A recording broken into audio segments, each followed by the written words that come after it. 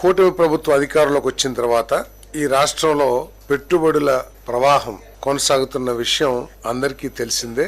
ఎందుకంటే ఎన్ని పెద్ద పెద్ద దిగ్గజాలు, కార్పొరేట్ దిగ్గజాలు మన ఆంధ్రప్రదేశ్కు వచ్చి ప్రభుత్వంతో, ముఖ్యంగా ముఖ్యమంత్రి గారు లోకేష్ గారితో మీటింగ్ ఏర్పాటు చేసుకుని వాళ్ళు అగ్రిమెంట్ చేసుకుంటూ అన్ని కూడా చూస్తా ఉన్నారు. ఈ కూటమి ప్రభుత్వ అధికారులకు వచ్చిన తర్వాత 34 ప్రాజెక్టులు 6,78,345 కోట్ల రూపాయల పెట్టుబడులకి అగ్రిమెంట్ చేసుకున్నారు. ఈ పెట్టుబడుల ద్వారా 4,28,705 జాబ్స్, ఉపాధి అవకాశాలు, ఉద్యోగ అవకాశాలు ఈ రాష్ట్ర యువతి యువకులకి అందుబాటులోకి వస్తాయని చెప్పేసి మనవి చేస్తాను. ముఖ్యమంత్రి గారు అగాధంలో నెట్టబడిన ఈ రాష్ట్రాన్ని అభివృద్ధి పదంలోకి తీసుకురావటానికి, భవిష్యత్ ఆగమ్య గోచరంగా మారిపోయిన యువతీ యువకులకు మంచి ఉద్యోగ అవకాశాలు కల్పించాలనే లక్ష్యంతో ఆయన అహర్నిశలు కష్టపడి మరి ఈ పెట్టుబడులన్నీ కూడా తీసుకురావడం జరిగిందని చెప్పేసి మనవి చేస్తాను.